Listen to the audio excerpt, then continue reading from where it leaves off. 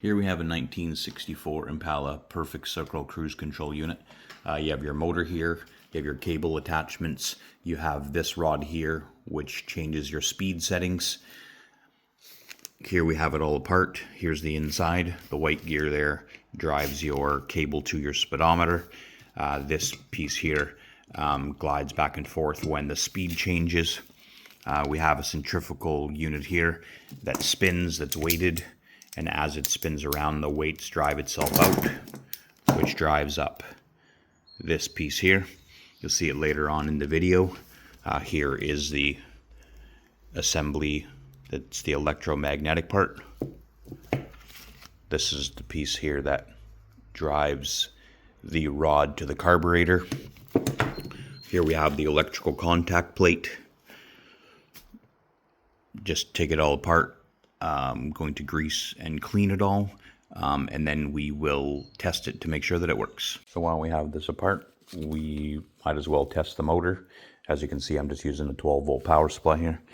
Green is our ground in this case, and we have a red wire and a black wire. Essentially, the black wire makes the motor travel in one direction, and the red wire makes the motor travel in the opposite direction to move this unit here that you'll see in the video when it's working back and forth. While we're on the topic of electrical, we'll just break down the switch contacts. So here we have the switch and the selector wheel, which controls our speed settings. And you'll see on here we have 4 wires. You have off, you have on, and then you have lock. When you lock, it turns the unit on and puts it in motion. And then we have a few connectors here.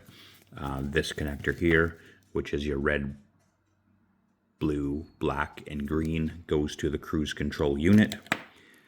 This unit here, assuming it still has it, this unit here has a jumper wire, and the purpose of the jumper wire is this is actually for a manual car, not automatic. So in a manual case, you would have a clutch pedal switch that you would have to push or have the clutch pedal out for it to work. But in this case, with an automatic, we have a jumper that connects it together.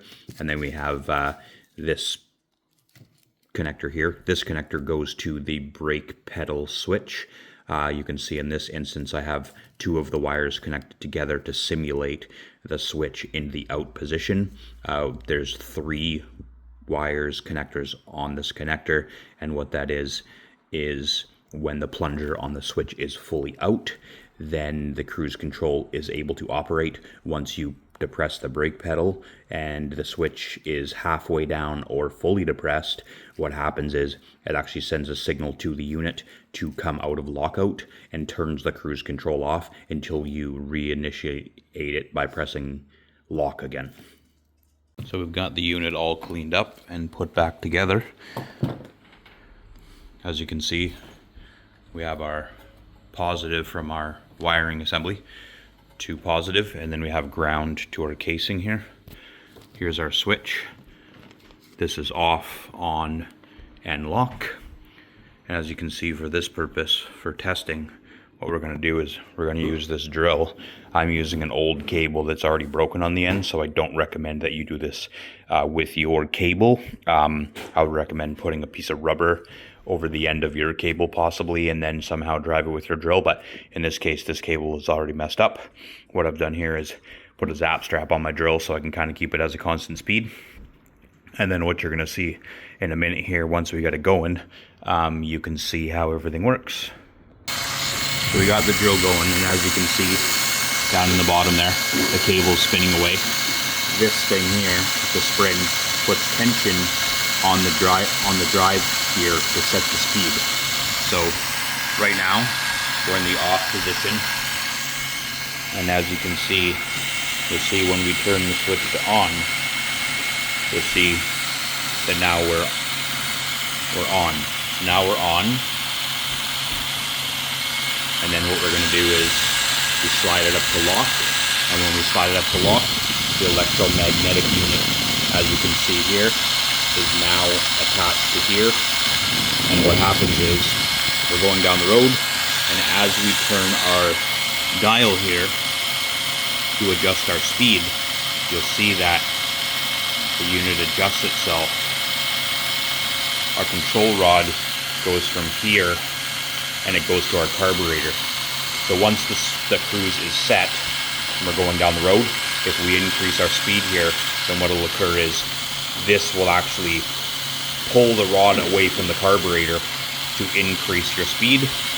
And then as we slow it down, you'll see the unit makes adjustments. So turning our wheel back here. And then if we were to step on the brakes, what would occur would be the lock would turn off and this part would detach, and then this part, you'll see when you go to off, now this part is able just to freewheel. It's not attached to the unit. When we turn it on again, we go to the lock position. Now we're locked into place, and now we can adjust our speed.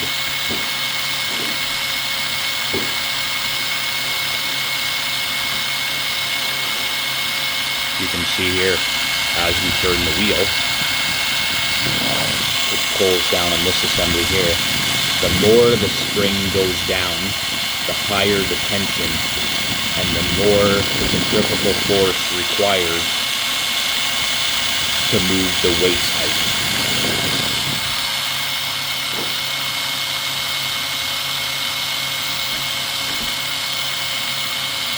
Super cool. If you have any questions, drop them in the comments. Thanks for watching.